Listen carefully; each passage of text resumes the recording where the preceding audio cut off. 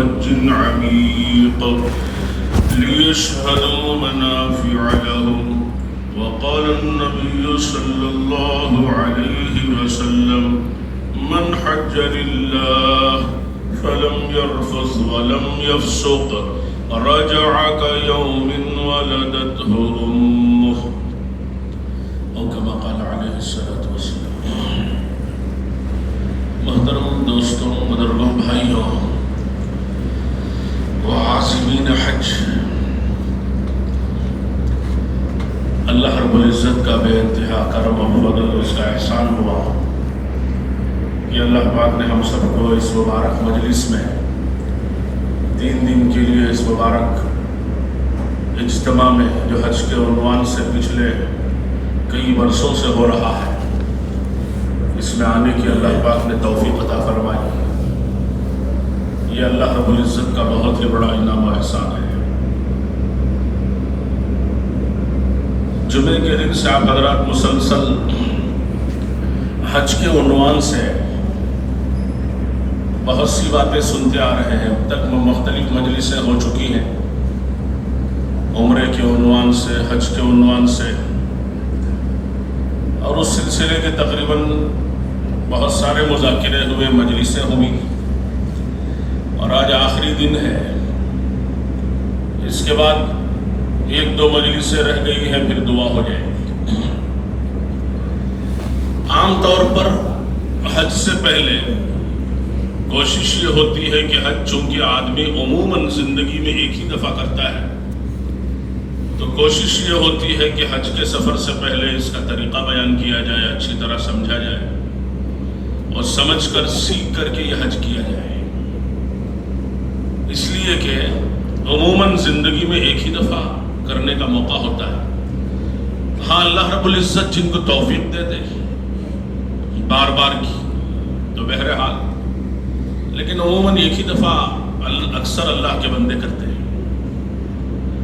اور اللہ کے نبی صلی اللہ علیہ وسلم نے بھی ہجرت کے بعد ایک ہی حج کیا ہے، وہ حجۃ الوداع جسے کہتے ہیں، آخری حج سن 10 ہجری میں. علماء جیسے فرماتے ہیں ہمارے اکابرین حضرات کہ اللہ کے نبی صلی اللہ علیہ وسلم نے 23 سالہ زندگی میں یہ سمجھایا کہ حاجی کیسا ہونا چاہیے. مکے کے 10 سال، مکے کے 13 سال، مدینے کے 10 سال. حج تو 5 دنوں میں سمجھا دیا آخر میں، اس کے 2-2.5 مہینے کے بعد آپ کا وصال ہو گیا. لیکن حاجی کیسا ہونا چاہیے، اس کے لیے آپ نے حضرات صحابہ کی 23 سال تربیت فرمائی کہ حاجی کے اوصاف کیا ہو، کمالات کیا ہو، خوبیاں کیا ہو. تو جب اس طرح کا مجمع جب تیار ہو کے حج میں آیا، تو اللہ رب العزت نے پوری دنیا کے باطل کے ٹوٹنے کا اس کو ذریعہ بنایا. وہاں سے جو ہدایت ملے، حضرات صحابہ نے اس کو لیا اور لے کر کے پوری دنیا میں پہنچا. وہیں سے تیزی کے ساتھ اسلام دنیا میں پھیلا ہے. اللہ کے نبی صلی اللہ علیہ وسلم نے جو جو ہدایات دیے، حضرات صحابہ اس پر عمل کرتے چلے گئے. تو اسی لیے بن کر صبر کر کے جانا. اسی لیے اللہ رب العزت نے جگہ جگہ اس کی بندوں کو ترغیب بھی دی ہے. پورا قرآن کریم آپ حضرات دیکھیں گے کہ صفات سے بھرا پڑا. اللہ رب العزت بندوں میں صفات کو دیکھنا چاہتے ہیں کہ زندگیاں صفات سے، خوبیوں سے، کمالات سے متصف ہو جائے، اور زندگی ایسی بن جائے کہ اللہ پاک کے سامنے ہم پیش کر سکیں. اس لیے کہ اللہ رب العزت صفات سے بھری ہوئی زندگی دیکھنا چاہتے ہیں. اگر ہم قرآن کریم کے صفات بیان کریں تو اسی میں گھنٹوں گزر جائیں گے. ایمان والوں کی کیا صفات ہو، وہی صفات حاجیوں کی بھی. سورہ انفال میں اللہ تعالیٰ فرماتے ہیں کہ ایمان والے، دوسری آیت میں کہ انما المؤمنون الذین اذا ذکر اللہ وجلت قلوبهم، کہ ایمان والے کون ہیں؟ جب ان کے سامنے اللہ کا ذکر تذکرہ کیا جاتا ہے تو مارے خوف کے ان کے دل دہل جاتے ہیں. اتنا اللہ کا ڈر ہوتا ہے، اس کی عظمت ہوتی ہے، اس کی محبت ہوتی ہے، اس کا تعلق ہوتا ہے، اس کے نام کے ساتھ دل اس کی عظمت و محبت سے بھر جاتا ہے. وَإِذَا تُلِيَتْ عَلَيْهِمْ آيَاتُهُ زَادَتْهُمْ إِيمَانًا. جب اللہ کی آیتیں ان کے سامنے تلاوت کی جاتی ہیں تو وہ آیتیں ان کے ایمان کو بڑھاتی چلی جاتی ہیں. وَعَلَىٰ رَبِّهِمْ يَتَوَكَّلُونَ. اور وہ اللہ پہ بھروسہ کرنے والے ہوتے ہیں. اللہ کی آیتوں سے ایمان بڑھتا ہے ان کا. آج ہمیں عام طور پر اللہ کے کلام سے لگا ہوا تعلق نہیں، اور جن کو تعلق نصیب ہو جائے کبھی بھی وہ قرآن کریم سے ان کو سیری نہیں ہو. جیسے ابھی 3-4 دن پہلے ہمارا سفر تھا ایک ضلع کا، حاجیوں کے جوڑ میں ہم گئے. ہمارے ساتھ ایک ہمارے دوست تھے. میں نے ان کو دیکھا کہ قرآن کریم سے ایسا تعلق ہے، ایسا لگاؤ ہے کہ تہجد پڑھ کے ہم چلے، رات میں 12 بجے آئے تو میں نے دیکھا کار ہی میں ان کی تلاوت شروع ہوئی پہلے پارے سے، اور پڑھتے پڑھتے پڑھتے تقریباً واپسی تک تقریباً 1.5 قرآن انہوں نے پڑھ لیا. اور بڑے جید حافظ ہیں. 12-13 منٹ میں ان کا ایک پارہ ہوتا ہے. سب بیٹھے ہوئے ہیں لیکن بات چیت سے لوگوں سے کوئی لگاؤ ہی نہیں ہے. تھوڑی بات کرتے ہیں پھر تلاوت میں مشغول ہو جاتے ہیں اور تیزی کے ساتھ چل رہے ہیں. میں نے کہا اتنی تیزی سے پڑھتے جا رہے ہیں تو پھر انہوں نے ایسے محبت بھرے اشعار پڑھے. عبدالحق رضولوی رحمۃ اللہ علیہ کے، پھر منصور حلاج وغیرہ کی، کہ جب روح اس پر لگ جاتی ہے اور چلنے لگتی ہے تو پھر اس سے قرار نہیں ہے، وہ چلتی چلی جاتی ہے. تو بہرحال بات دوسرے موضوع پہ آ جائے گی. اصل مجھے جو عنوان دیا گیا ہے ابھی کہ حج کے 5 دن چونکہ آ چکے ہیں، حضور اکرم صلی اللہ علیہ وسلم کا جو حج ہے وہ تو شاید کل ظہر میں اس کا بیان ہو گیا ہے کہ اللہ کے نبی صلی اللہ علیہ وسلم کا جو حج ہے، آپ نے جو حج فرمایا، مدینہ منورہ سے روانگی ہوئی 25 ذی القعدہ کو، واپس مدینہ منورہ 22 ذی القعدہ کو آپ داخل ہوئے. تقریباً 26-27 دنوں کا جو آپ کا حج ہے، مدینے سے مدینہ واپسی تک کا، وہ تقریباً تفصیل آپ کے سامنے کل آ چکی ہے. پھر یہ بتایا گیا مجھے کہ 5 دن اس کو بیان کیا جائے، اور اس میں بھی خاص طور سے مینا وغیرہ کے جو اعمال ہیں اللہ کے نبی صلی اللہ علیہ وسلم کی دعوت کے، اس کو تھوڑا سا بیان کر دیا گیا ہے. تو اسی روشنی میں کچھ ضروری باتیں آپ حضرات کی خدمت میں عرض کروں گا. تو بہرحال ہم سب جانتے ہیں کہ یہ جو سفر ہے یہ عاشقانہ سفر ہے. اللہ تعالیٰ کے عشق میں، محبت میں ڈوب کر کے جتنا یہ سفر ہوگا اسی کے بقدر اللہ رب العزت کی طرف سے مقبولیت ملے گی، محبوبیت ملے گی. اللہ رب العزت کے یہاں ہمارا یہ حج قبول ہو جائے گا، کہ اصل قبول ہو جائے کہ بعضوں کا حج اللہ رب العزت کی بارگاہ میں ایسے قبول ہوتا ہے جیسے آپ نے قصہ پڑھا ہے نا، حضرت شیخ رحمۃ اللہ علیہ نے لکھا ہے، علی ابن موفق رحمۃ اللہ علیہ کا، کہ 6 آدمی اس مجمع میں ایسے تھے کہ اللہ رب العزت نے فرمایا کہ یہ 6 کا حج اللہ کے یہاں ایسا مقبول ہوا ہے کہ ان کی برکت سے 6 لاکھ کا حج اللہ کے یہاں قبول ہو گیا. تو اندازہ لگا کیسے مقبول لوگ ہوں گے کہ جن کا حج اللہ رب العزت کی بارگاہ میں مقبول ہو گیا اور اللہ پاک نے ان کو قبول فرما دیا. اسی لیے ایسے حجاج کے بارے میں وعدے ہیں اللہ رب العزت کے، 5 وعدے ہیں بڑے بڑے، کہ حاجی جس کا حج اللہ کے یہاں قبول ہو جاتا ہے، اللہ رب العزت کل حشر کے میدان میں اسے شفاعت کا حق دے دیتے ہیں کہ اپنے خاندان کے 400 آدمیوں کو لے جاؤ جن پر جہنم واجب ہے، ہاتھ پکڑو جنت میں لے جاؤ. جن جن کی طرف یہ حاجی صاحب اشارہ کریں گے وہ جنت میں چلے جائیں. راوی کو شک ہے 400 آدمی کہے یا 400 گھرانے کہے، یہ اللہ تعالیٰ کے اس کا حج قبول ہو گیا ہے. اب یہ جن جن کی طرف اشارہ کرے گا وہ جنت میں جائیں گے. اور حاجی کبھی بھی فقیر نہیں ہوگا، کثرت حج و عمروں کی برکت سے خدا غنی بنا دے گا، اور حاجی کے تمام گناہوں کو خدا معاف کر دیں گے۔ یہ ساری برکتیں بیان ہوئی ہیں، تو اسی لیے وہ حج اللہ رب العزت کی بارگاہ میں مقبول ہو جائے اور قبولیت مل جائے، اسی لیے یہ ترتیبیں بیان کی جاتی ہیں تاکہ زندگیاں ہماری قبول ہو جائے، حج قبول ہو جائے، اعمال مقبول ہو جائے، مقبول ہو جائے، اللہ پسند کر لے۔ جیسے حضرت شیخ رحمۃ اللہ علیہ نے ایک قصہ لکھا ہے، ایک بزرگ دعا کر رہے تھے، ان کے قریب میں سے ایک بزرگ گزرے، انہوں نے دیکھا کہ رو رہے ہیں، آنسو بہ رہے ہیں، آنسو اور انگلیاں کھلی ہیں، آنسو ٹپ ٹپ دامن پر گر رہے ہیں۔ غور سے دیکھا تو آنسوں میں خون کی آمیزش ہے، یعنی زرد ہے آنسو۔ وہ کھڑے دیکھتے رہے، جب یہ دعا سے فارغ ہو گئے تو ان سے پوچھا بھی خیر تو ہے، کیا بات ہے؟ کہنے لگے کہ اللہ رب العزت کا جو حق مجھ پہ تھا وہ نہیں ادا ہو سکا، اسی وجہ سے رو رہا۔ ہمیں پوچھا خون کیوں ہے؟ کہا کہ کہیں یہ رونا جھوٹا نہ ہو جائے، غیر معتبر نہ ہو جائے۔ بات ہوئی ہو گئی، چند دنوں کے بعد ان کا انتقال ہوا، خواب میں ملے، بڑے مزے میں ہیں، پوچھا ابھی کیا حال ہے؟ کہا کہ الحمدللہ۔ پوچھا تمہارے آنسوؤں کا کیا ہوا؟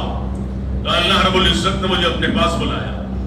اب اس سے پوچھا میرے بندے فلاں موقع پہ تو بہت رو رہا تھا، کیا بات تھی؟ تو انہوں نے وہی جملہ دہرایا، یا اللہ آپ کا جو حق مجھ پہ تھا وہ نہیں ادا ہو سکا، جو حق تھا وہ نہیں ادا ہو سکا، اسی لیے میں رو رہا تھا۔ پھر پوچھا وہ خون کیوں تھا؟ کہا کہ کہیں وہ رونا جھوٹا نہ ہو جائے، غیر معتبر نہ ہو۔ تو اللہ رب العزت اور میرے بندے آخر تو ان سب سے کیا چاہتا ہے؟ مجھے میرے عزت و جلال کی قسم 40 سالوں سے کرامن کاتبین تیرا نام اعمال کا دفتر میرے پاس اس حال میں لا رہے ہیں کہ اس میں ایک بھی گناہ لکھا ہوا نہیں۔ اللہ تعالیٰ خود فرما رہا ہے قسم کھا کے کہ 40 سالوں سے اس حال میں آ رہا ہے کہ کوئی گناہ ہی نہیں ہے۔ تو اندازہ لگا کیسے لوگ ہیں جن کے اعمال اللہ کے یہاں مقبول ہے، اور خود اللہ پاک قسم کھا کے کہہ رہے ہیں کہ واقعی میرا بندہ ہے۔ تو اس طرح زندگیوں کو بنا کر کے سوار کر کے پیش کرنا، یہ اللہ رب العزت راضی ہو جائے، خوش ہو جائے۔ تو اسی طرح سے یہ حج کا بھی عمل ہے۔ تو بہرحال حج کے جو 5 دن ہیں، عام طور پر اسی کو بار بار بیان کیا جاتا ہے تاکہ اس کو ہم سنیں، سیکھیں، سمجھیں، تاکہ یہ 5 دن جو حج کے ہیں وہ قبول ہو جائیں۔ اب اسی کے لیے وہاں بھی جانے کے بعد پورے مذاکرے ہوں گے، تیاریاں ہوں گی، الگ الگ کئی مرتبہ مذاکرہ ہوتا ہے۔ تو سب سے پہلے ہم لوگ جو ہے جہاں اب چونکہ اس دفعہ سارے قافلے، ساری فلائٹس جو مکہ مکرمہ جا رہی ہیں، پچھلے سال تمام فلائٹس جو ہے وہ مدینہ منورہ گئی تھی، ہم لوگ پچھلے سال میں تھے، تو ساری فلائٹیں مدینہ گئی، پہلے 8، 9، 10 دن مدینہ پاک میں قیام تھا، پھر وہاں سے مکہ آئے، اور حج سے تقریباً 35-40 دن پہلے ہی لے کے چلے گئے۔ حج کے لیے لمبا زمانہ تھا، محنت کا بھی بہت لمبا زمانہ ملا، لیکن اس دفعہ چونکہ 5 تاریخ سے فلائٹ ہے، 5-6 کو 3 فلائٹیں، پھر درمیان میں 6 دن گیپ ہے، اور پھر 14 سے لے کے پھر شروع ہو رہا ہے 21 تک، کل ملا کے 21 فلائٹیں، 427 حاجیوں کی ایک فلائٹ ہے۔ ایک فلائٹ میں کم ہے، بقیہ سب میں 427 حاجی۔ تو بہرحال مکہ مکرمہ جائیں گے، اور بعض جو آخری کی 21 تاریخ کی جو فلائٹیں ہیں ان کو تو بالکل 2-3-4 دن زیادہ سے زیادہ وقت ملے گا پہنچنے اور حج کے درمیان۔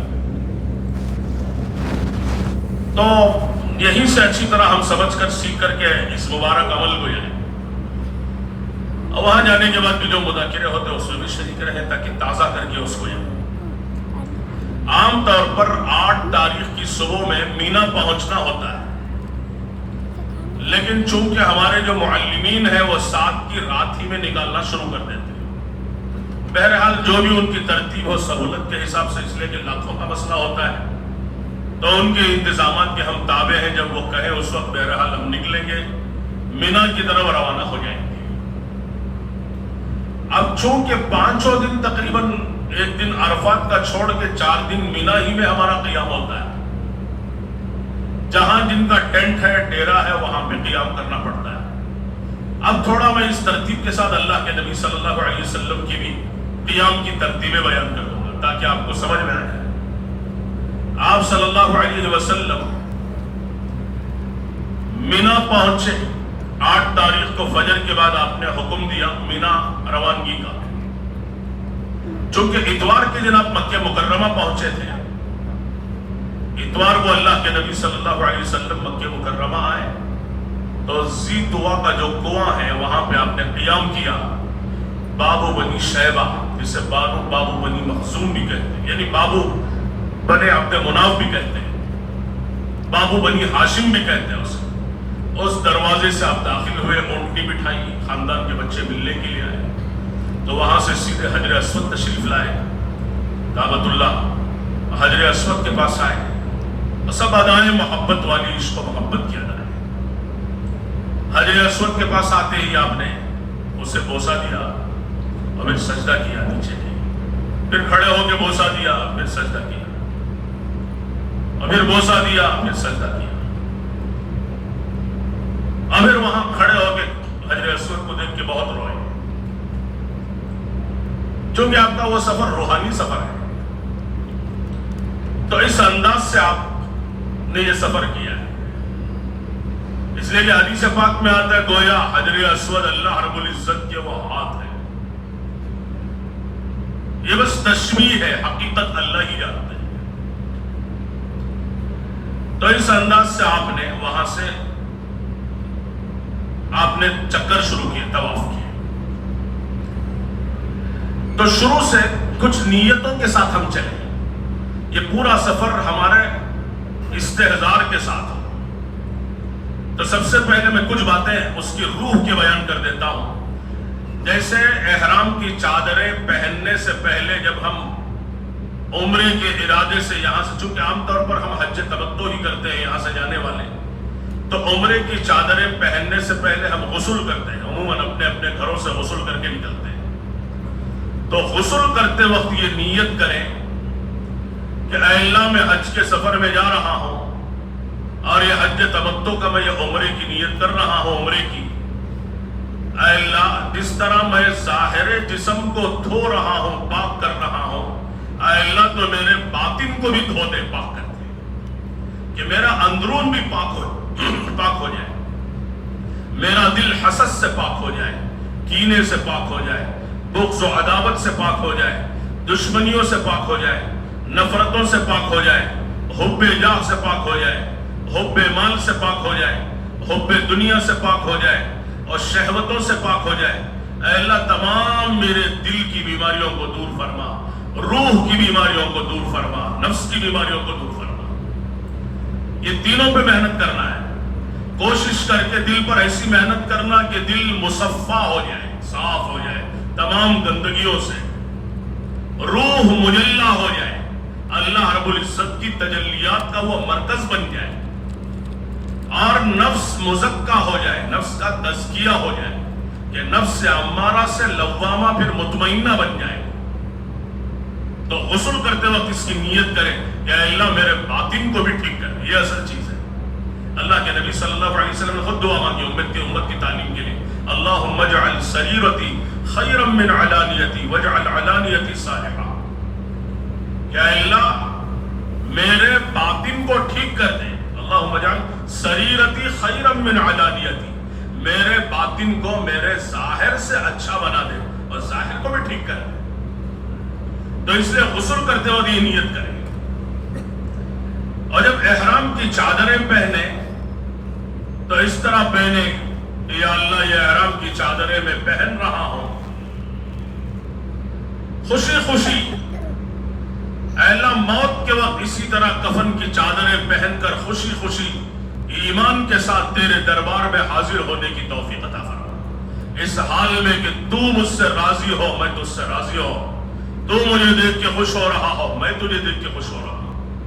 حج میں جانے والے اتنے لاکھوں روپے خرچ کر کے اللہ کی محبت میں خوشی خوشی جاتے ہیں، تو احرام کی چادریں پہنتے اور یہی ارادہ کریں کہ اللہ خوشی خوشی جیسے پہن رہا ہوں، کفن کی یہی چادریں موت کے وقت پہنائی جائیں گی، اس وقت بھی خوشی خوشی ایمان کے ساتھ آپ سے ملنا نصیب فرما۔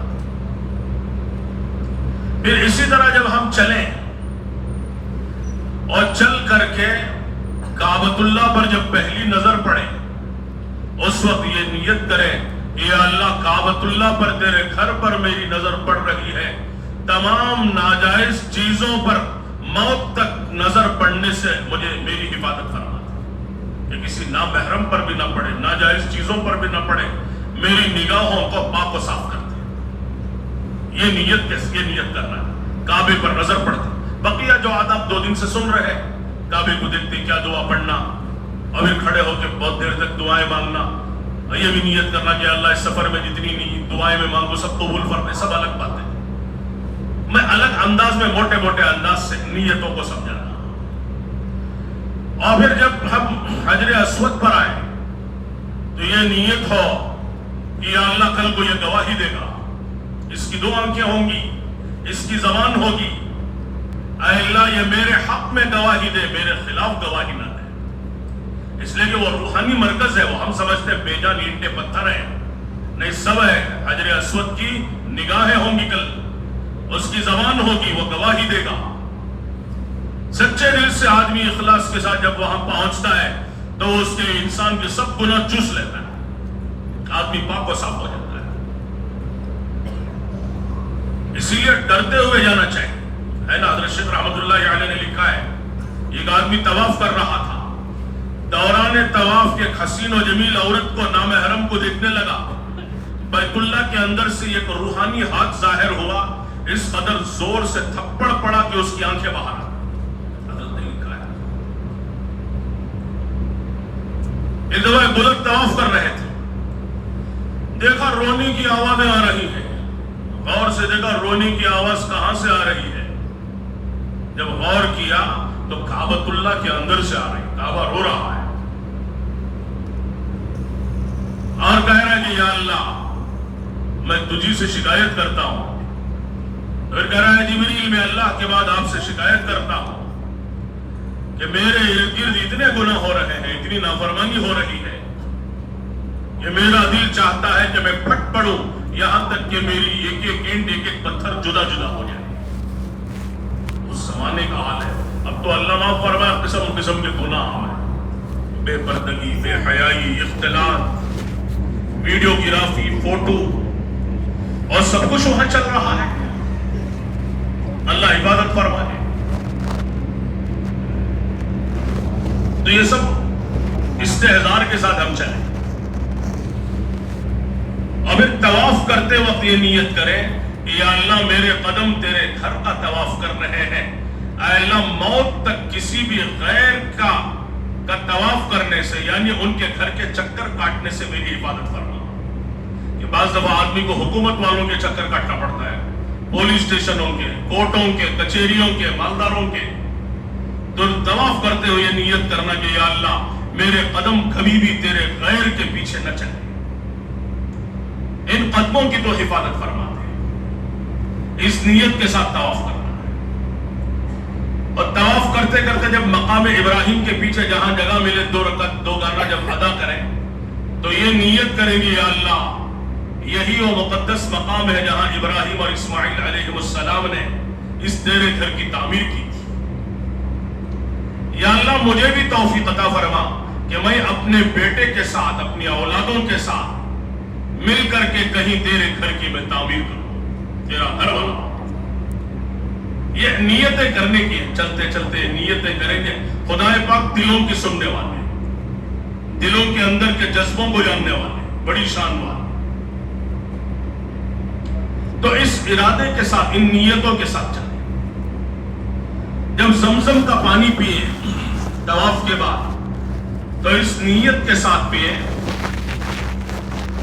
کہ یا اللہ یہ پانی میں پی رہا ہوں، یہ قربانیوں کا پانی ہے، تیرے بندوں نے حضرت ابراہیم، حضرت اسماعیل، حاجرہ کی قربانی کے نتیجے میں یہ پانی ہمیں ملا ہے، اس میں جتنی نیتیں کر سکتے ہیں کر لیں. اس میں ایک نیت یہ بھی کر لیں کہ یا اللہ یہ پانی میرے پیٹ میں جا رہا ہے، اب سے لے کر موت تک حرام کا ایک بھی دانہ میرے پیٹ میں نہ جائے، اس کی غیب سے شکلیں پیدا کرنا، حرام کے لقمے سے، دانے سے، زندگی سے میری پوری حفاظت کرنا. تو یہ نیت ہے. صفا مروہ کی سعی کر رہے ہو تو سعی کے دوران یہ نیت کریں یا اللہ تیری ایک بندی نے بے قراری کے عالم میں صفا سے مروہ، مروہ سے صفا، میل نخدرین کے درمیان دوڑی تھی. اے اللہ اس کی ادائیں تجھے پسند آئی تھی، ہزاروں سال سے اس کی اداؤں کی گویا کہ امت اس کو ادا کرتی آ رہی ہے، اداؤں کی نقل ادا کرتی آ رہی ہے.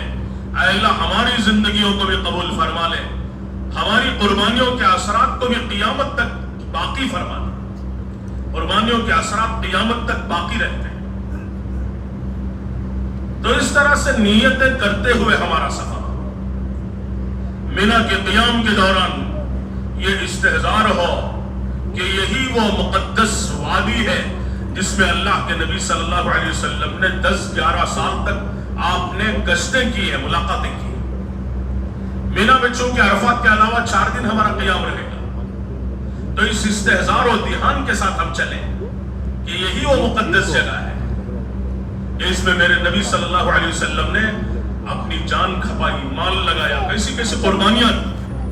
عموماً ہم پرانے ساتھی بھی کیا کرتے ہیں وہاں کہ مینا میں جاتے ہیں تو سارا سب کچھ بھول گئے. مینا کے گشتوں کی برکت سے پوری دنیا میں دین زندہ ہوا، لیکن مینا میں جا کے ہم گشت بھول جاتے.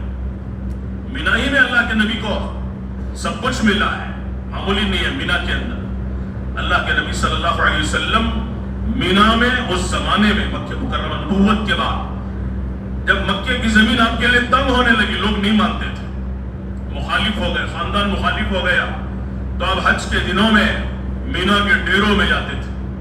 ایک کے پاس اپنے آپ کو پیش کرتے تھے، من یأوینی ومن ینصرنی حتی ابلغ رسالت ربی ولہ الجنہ، کہ کون مجھے ٹھکانہ دے گا، کون میری مدد کرے گا، کون مجھے اپنے یہاں لے جائے گا تاکہ میں اپنے رب کا پیغام اس کے بندوں تک پہنچا دوں. وَلَهُ الْجَنَّةُ، اس کے لیے جنت ہے، اس کے لیے جنت ہے. اس پر آپ پر بڑے حالات آتے تھے. ایک دفعہ جب قبیلے والوں سے آپ نے اس طرح پیشکش کی، دعوت دی، انہوں نے کہا ابھی ہم کچھ نہیں کہیں گے، ہمارا سردار باہر گیا ہوا ہے، جب وہ آ جائے تب ہم آپ سے بات کریں گے. تو آپ سردار کے انتظار میں بیٹھ گئے. بہت دیر کے بعد وہ آیا. آتے ہی آپ پر اس کی نظر پڑی. بڑا ہی وہ بدبخت تھا. اس نے اپنی قوم سے کہا یہ کون ہے؟ کہا یہ کہتے ہیں محمد صلی اللہ علیہ وسلم، کہتے ہیں کہ یہ اللہ کے نبی ہے. تو اس نے ایسے سخت جملے کہے، نقل کفر نباشت، کفر کا نقل کرنا کفر نہیں. تو اس نے کہا نعوذ باللہ کہ پورے بازار میں سب سے زیادہ بدترین چیز ہے تو یہ ہے، نعوذ باللہ، آپ کی طرف اشارہ کر کے. پھر آپ کو وہاں سے اٹھا کے بھگا دیا. پھر آپ وہاں سے ناامید مایوس ہو کے وہاں سے نکلے، اپنی اونٹنی پر سوار ہوئے تو پیچھے سے اس بدبخت نے ایک نیزہ مارا. وہ اونٹنی بھدک گئی، آپ اوپر سے اونٹنی سے نیچے گر گئے، لیکن پھر بھی زبان مبارک سے بددعا نہیں کی. یہ مینا کا قصہ ہے. اسی طرح بڑے حالات آتے تھے. ایک دفعہ مینا میں دعوت دے رہے تھے. بعض حضرات نے مینا میں کہا، بعد نے مکے کی گلیوں میں. دعوت دیتے دیتے دیتے حتی انتصف النہار، آدھا دن گزر گیا. جب آدھا دن گزر گیا اور آپ دعوت دیتے رہے، نہ کھانے کی فکر، نہ پینے کی فکر، نہ کچھ، تو اتنے میں آدھے دن کے بعد ایک آدمی آیا جس نے زور سے آپ کے گال پر ایک چاٹا مارا. دوسرا آیا جس نے نعوذ باللہ آپ کے چہرے مبارک پر تھوک دیا. اور تیسرے نے سر پہ آ کے مٹی ڈال دی. اور چوتھے نے گریبان آپ کا چاک کر دیا، پھاڑ دیا. پوری پلاننگ بنا کے آئے تھے. اندازہ لگائیں کیا گزرتی ہوگی کہ صبح سے لے کے دوپہر تک نہ کھانا نہ پانی نہ گھر نہ بیوی بچوں کی فکر، مسلسل دعوت دے رہے ہیں اور اس کے نتیجے میں آپ کا یہ حال ہو جائے۔ اتنے بھرے مجمع میں، بازار میں یا مینا میں تو آپ پر کیا گزرتی ہوگی وہ اللہ ہی جانتے ہیں، لیکن آپ کی زبان مبارک سے بد دعا کا لفظ نہیں نکلا۔ اتنے میں گھر والوں کو پتا چلا تو آپ کی بچی پانی کا ایک پیالہ لے کر حاضر ہوئی اور اپنے چھوٹے چھوٹے ہاتھوں کو اس پیالے میں ڈالتی تھی، آپ کے چہرے کو صاف کرتی تھی، مٹی وغیرہ جھاڑتی تھی، داڑھی سے مٹی نکالتی تھی، کپڑوں کو جھاڑتی تھی۔ پھر اتنے میں آپ کا ہاتھ اس بچی نے پکڑا اور پکڑ کر لے کر چلی، اور وہ بچی روتے ہوئے یہ کہتی تھی کہ ابا جان آپ نے ان لوگوں کا کیا بگاڑا ہے کہ انہوں نے آپ کا یہ حال کر دیا۔ پھر وہ بچی آپ کا ہاتھ پکڑ کر لے گئی تو ارد گرد کے تو جو راوی ہیں وہ فرماتے ہیں میں نے ارد گرد کے لوگوں سے پوچھا یہ کون ہے جن کا ان چاروں نے یہ حال کیا، تو انہوں نے کہا یہ محمد ابن عبداللہ صلی اللہ علیہ وسلم ہے جو کہتے ہیں کہ یہ اللہ کے نبی ہیں۔ پھر پوچھا یہ بچی کون ہے، کہا یہ بچی زینب بنت محمد الرسول اللہ صلی اللہ علیہ وسلم کی بڑی صاحبزادی حضرت زینب ہے، 4 بیٹیاں آپ کو تھی۔ تو یہ حالات آپ پر آتے تھے۔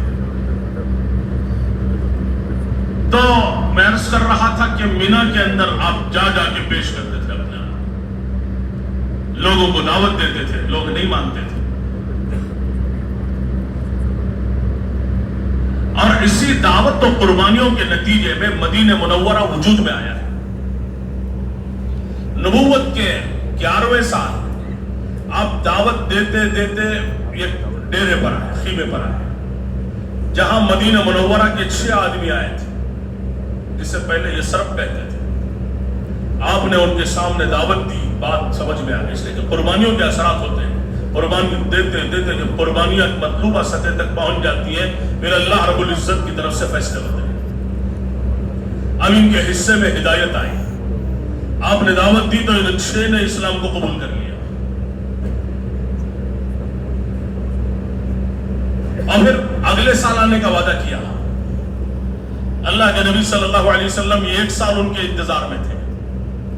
پھر نبوت کے 12ویں سال حج کا موسم آیا تو آپ پھر دوبارہ مینا کے ڈیروں میں گئے، لوگوں کو دعوت دی، دعوت دیتے دیتے ان کے خیموں میں آئے۔ آگے دیکھا اس سال 12 آدمی آئے تھے اور 12 مسلمان۔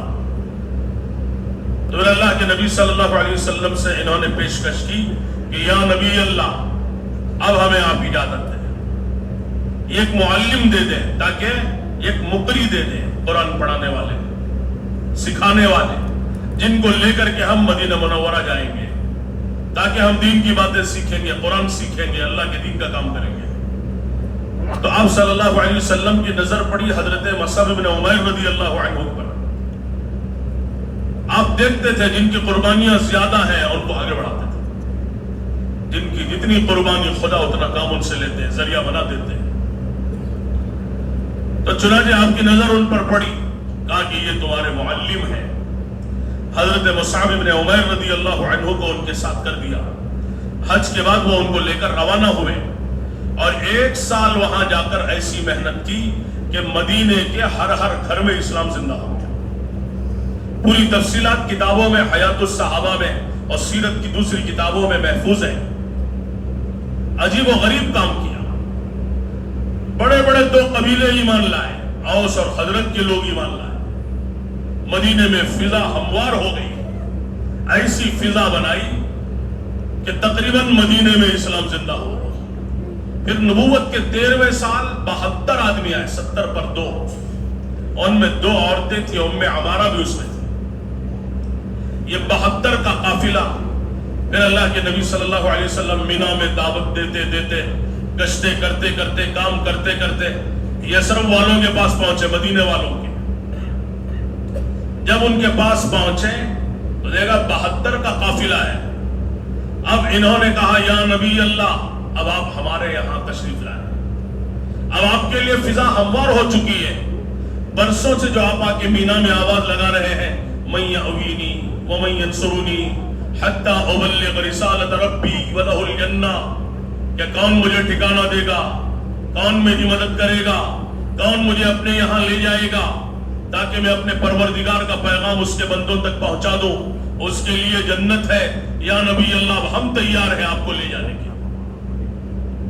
تو یہ آپ سے بات چیت ہو رہی تھی تو آپ کے چچا حضرت عباس رضی اللہ عنہ آ گئے، کہنے لگے اے مدینے والوں، یہ ہمارے بھتیجے ہیں، ہم ان کی حفاظت کر رہے ہیں، اگر تم ان کو لے جاؤ گے تو تم جانتے ہو تمہارا کیا حال ہوگا، تمہاری بیویاں بیوہ ہو جائیں گی اور تمہارے بچے یتیم ہو جائیں گے، مدینے کے گھر خالی ہو جائیں گے اور پورا عرب تمہارا دشمن بن جائے گا اور ایک ساتھ تم سب پر چڑھائی کرے گا، کیا تم اس کے لیے تیار ہو؟ تو انہوں نے اللہ کے نبی صلی اللہ علیہ وسلم کی طرف دیکھا، یا نبی اللہ کیا یہ سب ہوگا؟ تو آپ نے سر ہلاتے ہوئے اشارہ کیا کہ ہاں یہ سب ہوگا۔ انہوں نے پوچھا کہ ہمیں کیا ملے گا، اس پہ ہمیں کیا ملے گا؟ انصار نے پوچھا تو آپ نے ان سے فرمایا تمہیں جنت ملے گی۔ تو کہنے لگے ہمیں یہ سودا منظور ہے، جنت مل جائے اس کے لیے ہر چیز قربان، اس لیے کہ ان کے اندر یقین تھا، نبوت کا ایسا اثر پڑتا تھا کہ جو بھی ایک دفعہ آپ کو دیکھ لیتا محبت بھری نگاہوں سے، وہ اللہ رب العزت جتنے مراتب ولایت کے سارے مقامات طے کر اللہ تک پہنچ جاتے تھے۔ یہ آپ کی نبوت کا اثر تھا اور دل سے تمام چیزیں کفر و شرک جل کے راخ ہو کر دل اللہ کی محبت سے بھر جاتا تھا۔ خدا پاک عالم غیب کو ان کی نگاہوں کے سامنے کر دیتے تھے۔ اسی لیے حضرت علی رضی اللہ عنہ فرماتے تھے لو کشف الغطا مزدت ایمانا، کہ اگر آخرت کا پردہ ہٹا دیا جائے ایک ذرہ بھی ایمان نہیں بڑھے گا، اس لیے کہ یقین ویسا ہے غیب پر آخرت۔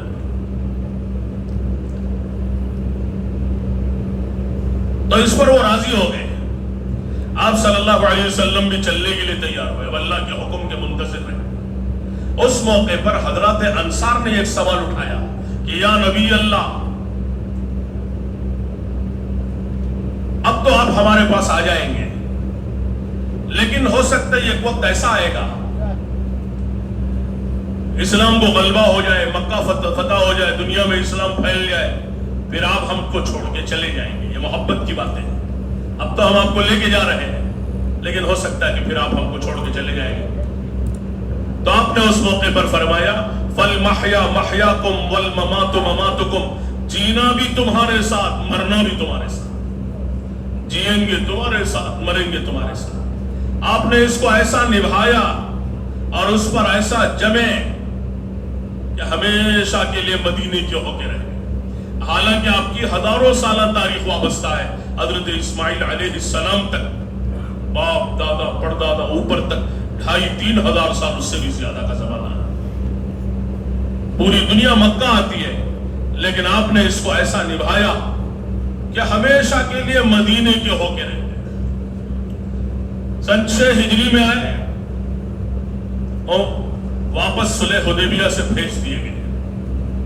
7 میں آئے، عمرۃ القضا کیا، 3 دن میں واپس ہو گئے۔ 8 میں فتح مکہ میں آئے، 14 دن رہ کے واپس ہو گئے، ایک روایت کے اور 20 دن رہ کے واپس ہو گئے۔ پھر حجۃ الوداع میں آئے، 14 ذی الحجہ فوراً حج کر کے واپس ہو گئے، قیام نہیں کیا۔ اور اس کے 2-2.5 مہینے کے بعد ہمیشہ کے لیے مدینہ آپ کی آرام گاہ بن گئی۔ یہ اللہ کے نبی صلی اللہ علیہ وسلم نے اس کو اس طرح نبھایا۔ ہجرت کر کے گئے تو مدینہ منورہ میں آپ کا ایسا شاندار استقبال ہوا، 500 انصاری نوجوان آئے استقبال کے، چھوٹے چھوٹے بچیاں بھی گلیوں میں پڑھتی تھی طلع البدر علینا من سنیت الوداع وجب الشکر علینا ما دعا للہ داعی۔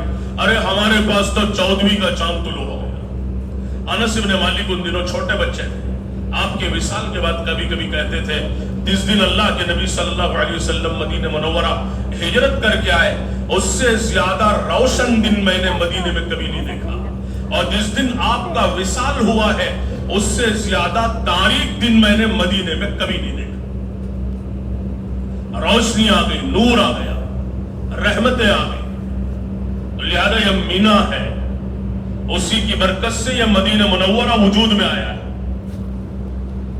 یہ سارے انتظامات اللہ کی طرف سے ہوئے، سارے انتظامات خدا پاک نے. باتوں میں بات آ گئی تو ایک بات سنا دیتا ہوں کہ اللہ کے نبی صلی اللہ علیہ وسلم سے 1000 سال پہلے تبا نام کا ایک بادشاہ تھا.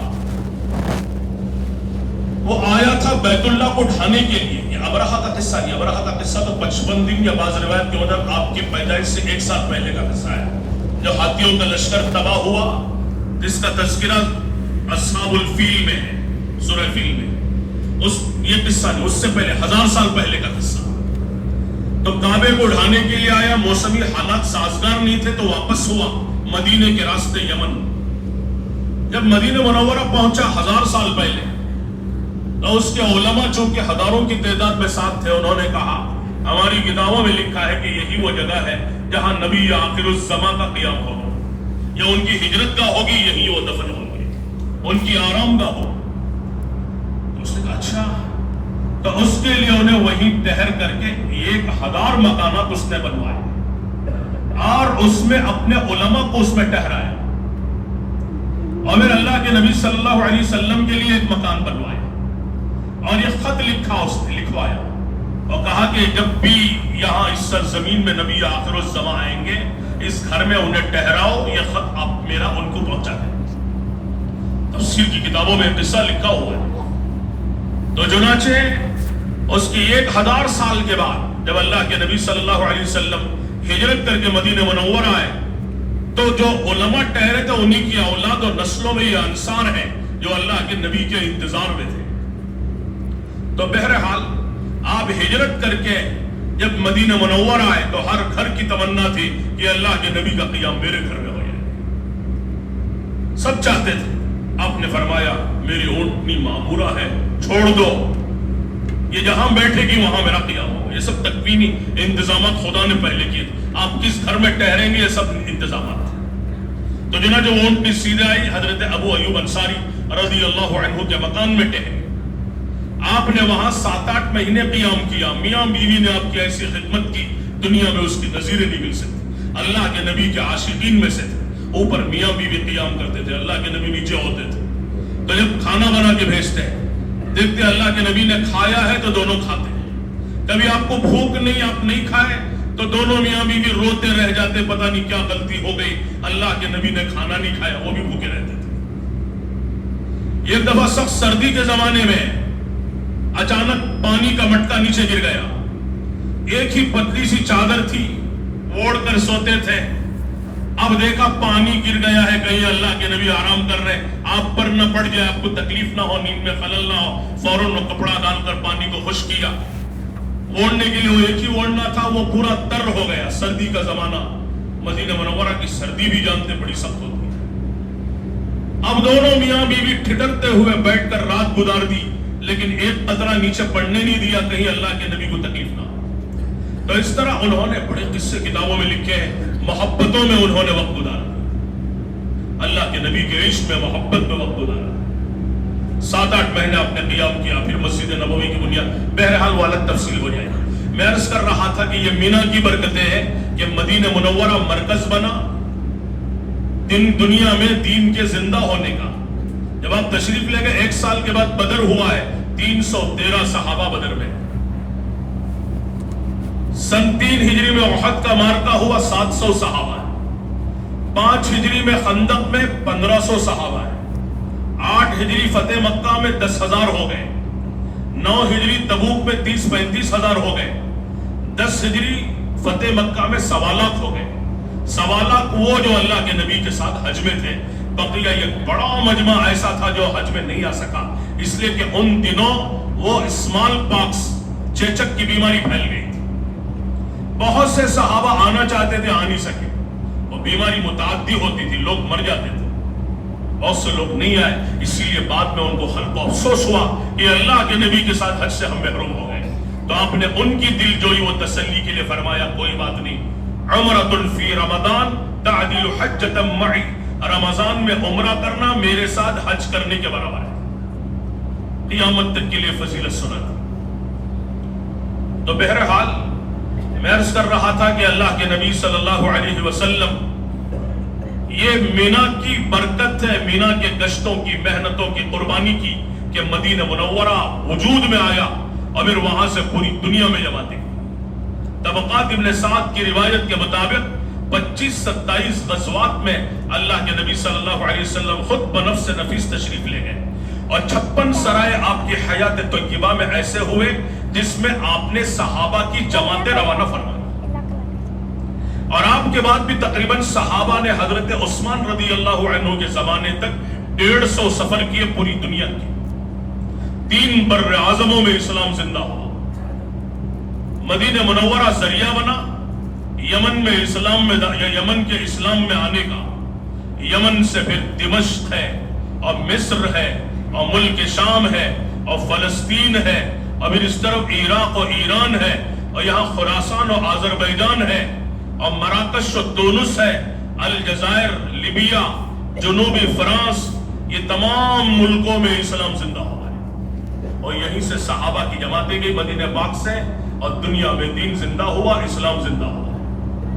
تو یہ سب وہ برکتیں ہیں اللہ کے دین کی، محنت کی، اور اللہ کے نبی صلی اللہ علیہ وسلم کی دعوت کی۔ یہ بھی بہت بڑا پہلو ہے۔ تو بہرحال مینا کے اندر انہی جذبات کے ساتھ ہم قیام کریں۔ یہی وہ مبارک وادی ہے جس میں اللہ کے نبی نے 10-11 سال تک گشتیں کی ہیں، ملاقاتیں کی ہیں۔ تو لہذا وہاں ہم بھی یہ کام کریں، اس کے لیے وہاں کوئی کام ہے نہیں۔ اللہ کے نبی صلی اللہ علیہ وسلم جب روانہ ہوئے جمعرات کے دن فجر کے بعد چاش کے قریب پہنچے، جہاں آج کل مسجد خیف ہے۔ مسجد خیف کے پاس آپ کا خیمہ لگایا گیا تھا، بڑی بابرکت مسجد ہے اور بڑی اس کی فضیلت، آپ نے خیمہ وہاں لگایا۔ آج وہاں مسجد خیف بہت بڑی مسجد ہے، بڑی مسجد، وہاں مسجد بن گئی ہے، وہاں آپ کا قیام تھا۔ ایک روایت کے مطابق آدم علیہ السلام کی قبر بھی وہاں ہے۔ بہت سی روایتیں ہیں۔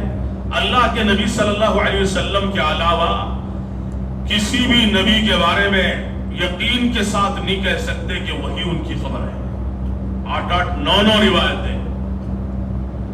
تو بہرحال مسجد خیف میں آپ نے 5 نمازیں ادا فرمائی،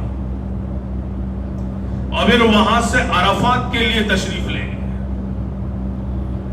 عرفات جہاں آج کل مسجد نمرہ ہے، جسے نمیرہ بھی کہتے ہیں، وہاں سرخ خیمے، سرخ چمڑوں کا خیمہ آپ کے لیے بنایا گیا تھا۔ وہاں اللہ کے نبی صلی اللہ علیہ وسلم تشریف لے گئے، اس میں آپ نے قیام فرمایا زوال تک۔ زوال آفتاب کے بعد آپ نے زوال آفتاب کے بعد اللہ کے رسول صلی اللہ علیہ وسلم نے خطبہ دیا ہے، لمبا تفصیلی خطبہ۔ آپ نے 2 دنوں میں غالباً وہ خطبہ سنا ہوگا، اور پورا خطبہ حقوق العباد پر مشتمل ہے۔ خطبے کی شروعات ہی کیسے کی کہ اے لوگوں، جیسے یہ مہینہ محترم ہے، کعبۃ اللہ محترم ہے، اور اسی طرح سے یہ مقدس مقامات محترم ہیں، اسی طرح مسلمان کی جان، مال، عزت، آبرو یہ ایک دوسرے کے لیے قابل احترام ہے، کہ کوئی کسی کی عزت پہ ہاتھ نہ ڈالے، کوئی کسی کو ذلیل و رسوا نہ کرے، اور کوئی کسی کے خلاف نہ چلے۔ لوگوں، تمہاری جان، تمہارا مال، تمہارا خون، یہ سب ایک دوسرے کے لیے قابل احترام ہے۔ تو اسی طرح پورا حقوق العباد پر مشتمل خطبہ ہے، اور اسی خطبے میں اللہ کے نبی صلی اللہ علیہ وسلم نے اعلانات بھی فرمائے۔ 3 دن ایک ہی خطبہ دیا ہے، 9، 10 اور 11، تھوڑے الفاظ کی تبدیلی کے ساتھ۔ تو انہی میں سے آپ نے خطبہ 10 کو 11 کو بھی دیا ہے، اس میں بھی آپ نے سود کی حرمت کا بھی اعلان کیا کہ لوگوں، آج کا دن سود حرام ہے ہمیشہ کے لیے۔ اور سب سے پہلے میں اپنے چچا حضرت عباس رضی اللہ عنہ کا سود معاف کرتا ہوں، اس لیے کہ وہ پورا بینک تھے، بہت سے لوگوں کے پاس ان کے پیسے تھے، سود پر بڑی رقمیں تھیں، بڑے معاملات تھے۔ آپ نے ان کی طرف سے اعلان کر دیا کہ سود حرام ہے، اور جن جن کا میرے چچا کا پیسہ جن جن کے پاس ہے اصل رقم لوٹا دو، سود معاف ہے۔ بعض لوگوں نے حضرت عباس رضی اللہ عنہ کے کان بھر دیے کہ جانتے ہو تمہارے بھتیجے نے کیا اعلان کیا، کتنا بڑا نقصان ہونے والا ہے آپ کا۔ مجھے کیا اعلان کیا؟ کہا اعلان۔ پھر وہ تشریف لائے، مجمع میں اعلان کیا، میرے نبی صلی اللہ علیہ وسلم نے میری طرف سے اعلان کیا ہے کہ جن جن کے پاس میرے پیسے ہیں سود معاف ہے، اصل رقم لوٹا دو۔ میری طرف سے دوسرا اعلان بھی سن لو، سود بھی معاف، اصل بھی معاف۔ ایسے لوگ تھے، یہ اللہ کے نبی کے عاشقین میں سے۔ تو اس اعلان کی برکت یہ ہوئی، علماء فرماتے ہیں کہ ان کی بعد میں اولاد و نسلوں میں 524 سال تک حکومت چلی ہے، جسے خلافت عباسیہ کہتے ہیں۔ حضرت عباس رضی اللہ عنہ کی اولاد میں سے، ابو جعفر منصور انہی کی اولاد میں سے ہے، خلیفہ ہارون الرشید، مامون الرشید، معتصم باللہ، واثق باللہ، یہ جتنے بادشاہ گزرے ہیں یہ سب خلفائے عباسیہ میں سے ہیں، یہ بڑے بڑے کارنامے۔ 524 سال تک ان کی نسلوں میں حکومت چلی ہے۔ یہ اللہ رب العزت کا ضابطہ ہے، جو اللہ کے لیے قربانیاں دیتے ہیں خدا ان کی اولاد و نسلوں کو قبول کرتے، ضائع نہیں کرتے۔ یہ اللہ کی شان ہوتی ہے۔ تو جو نا یہ نظام ہو، اور اسی مجمع میں آپ نے اعلان یہ بھی کیا کہ میرے بعد کافر نہ ہو جانا۔ کافر نہ ہونے کا مطلب کیا؟ ایک دوسرے کی گردنیں نہ مارنا، اور مجھے اللہ کی بارگاہ میں رسوا نہ کرنا۔ تو اس طرح کے بڑے اعلانات آپ نے فرمائے، اس مجمع میں بڑی نصیحتیں کی، خاص طور سے عورتوں کے بارے میں بھی فرمایا۔ فاستوصوا بالنساء، عورتوں کے بارے میں تمہیں حسن سلوک کا حکم دیتا ہوں۔ بس وہ ایک بول پر اپنی پوری عزت تمہارے حوالے کر دیتی ہے، اور زندگی بھر تمہارے دروازے پر گزار دیتی ہے۔ باپ کا جنازہ بھی نکلتا ہے، شوہر کی اجازت کے بغیر نہیں جاتی، اور تمہارے در پر زندگی گزار دیتی ہے، اور وہیں سے اس کا جنازہ اٹھتا ہے۔ لہذا عورتوں پہ ظلم نہ کرو، وہ صنف نازک ہیں، ان کا احترام کرو۔ تو اس طرح آپ نے وصیتیں فرمائی امانت کے بارے میں، اسی طرح سے ضمانت کے بارے میں سب وصیتیں فرمائی۔ اس کے بعد اللہ کے نبی صلی اللہ علیہ وسلم نے اسی وقت میں ظہر اثر پڑھا تھا۔ حضرت بلال کو حکم دیا اذان کا، تکبیر کا، امیر اور تکبیر پڑھی، ظہر اثر پڑھا۔ پھر اپنی اونٹی پر تشریف فرما ہوئے، اور اونٹی پر تشریف فرما کر سیدھے جہاں آج کل بطن عرنا ہے، جبل رحمت کی پہاڑی، وہاں پہ تشریف لائے، اور لا کر کے اللہ کے نبی صلی اللہ علیہ وسلم نے اپنی اونٹنی کو کعبے کی طرف پھیر دیا، اور قبلہ رخ ہو گئے۔ پھر اللہ کے سامنے ہاتھ پھیلائے، ہاتھ پھیلا کر تقریباً 5-5.5 گھنٹے دعا مانگی۔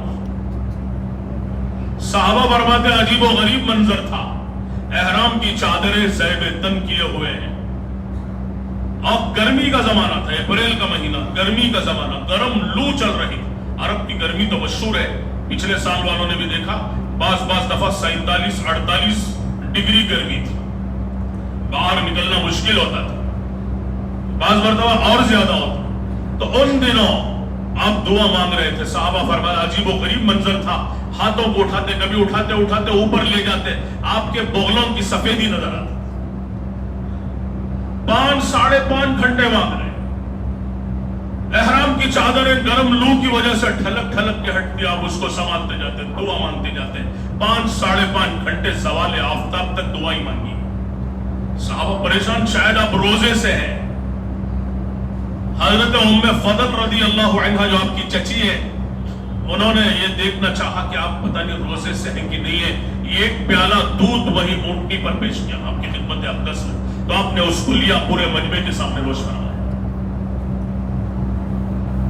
اس سے پتہ چلا روزہ نہیں ہے، لیکن امت کے درد و غم میں ڈوبے ہوئے، اور اتنا دعائیں مانگے، یہاں تک کہ زوال کے غروب آفتاب سے پہلے خوشخبری آئی، اے میرے نبی، امت کے مظالم کے علاوہ ہم نے سب کی مغفرت فرما دی، کہ ظالموں کو نہیں معاف کریں گے۔ لیکن آپ کہاں تسلی سے بیٹھتے؟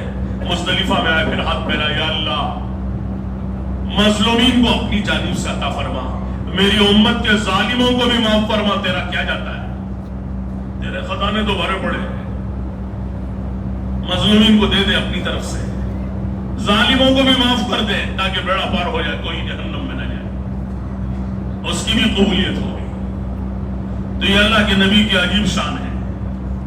तो लिहाजा वहां का अमल क्या है अरफात का, कि अरफात के मैदान में आदमी इसी अंदाज से गुजारे, ज्यादा से ज्यादा अल्लाह से, अमूमन 5-10 मिनट हम नहीं मांगते, अल्लाह से मांगने में मजा नहीं आता, जितना ईमान बढ़ेगा मुनाजात की लज्जत बढ़ेगी। हमारे बुजुर्ग वहां फरमाते हैं 3-3 घंटे दुआ करते हैं इनफरादी को। मैंने उनसे पूछा इतनी देर कैसे करते हैं, वो कहते हैं हाथ छोड़ने को जी नहीं चाहता, मांगने में मजा मिलता है, अल्लाह से बातें करना, राज़ो नियाज की बातें करने में बड़ा मजा है। हम अल्लाह से मुताल्लिक नहीं है, इसलिए मांगने में मजा नहीं आता, मुनाजात की लज्जत नहीं, दुआओं की लज्जत नहीं है, वरना दीन के हर अमल में अल्लाह ने बड़ी लज्जत रखी है। शाह फजल रहमान गंज मुरादाबादी रहमतुल्लाह अलैह पिछली सदी में गुजर गुजरे हैं, एक दफा तफसीर करते हुए बड़े मजे में आ गए। अपने खलीफा खास मौलाना तजम्मुल हुसैन साहब से फरमाया कि मौलवी साहब जब मैं कुरान पढ़ता हूँ या तफसीर बयान करता हूँ तो मुझे ऐसी लज्जत मिलती है कि उसमें का एक जर्रा भी तुम्हें नसीब हो जाए तो तुम रोते हुए जंगल को भाग जाओ। ये कहा, खुद उन पर एक कैफियत तारी हुई, उसी कैफियत के साथ अपने हुजरे में दाखिल हुए, कई दिन तक बीमार हो गए। ज़बानी ज़मा खर्च नहीं, वो कैफियत का नाम है, वो अल्लाह के कलाम में वो लज्जत अल्लाह ने रखी है, लज्जत ही लज्जत, मजा ही मजा। लेकिन उससे हम बहुत दूर हैं, क्योंकि अभी दिल बना नहीं है, दिल साफ नहीं हुआ है गुनाहों से। जब इसीलिए हजरत उस्मान रज़ी अल्लाह अन्हु फरमाते थे कि जब दिल पाक व साफ हो जाए गुनाहों से तो कुरान करीम से तुम्हें कभी भी सैरी नहीं होगी, अल्लाह से बातों से कभी तुम्हें फुर्सत नहीं मिलेगी। इसीलिए हजरत अली रज़ी अल्लाह अन्हु फरमाते थे, जब कभी मेरा दिल चाहता है कि अल्लाह से मैं बातें करूं तो मैं नमाज पढ़ता हूं और अपने अल्लाह से बातें करता हूं। इसलिए कि अल-मुसल्ली युनाजी रब्बहु, नमाजी अल्लाह से बातें करता है। जब कभी मेरा दिल चाहता है कि अल्लाह मुझसे बातें करें तो मैं अल्लाह का कलाम पढ़ता हूं और अल्लाह रब्बुल इज्जत अपने कलाम के जरिए से मुझसे बातें करता है। तो इसीलिए मुनाजात की लज्जत। सिला बिन अश्यम ये गुजरे तबे ताबीईन में से, बड़े औलिया अल्लाह में से, दिन भर अल्लाह के रास्ते में घोड़े की पीठ पर होते थे, अल्लाह के दीन की हयात के लिए फिरते थे।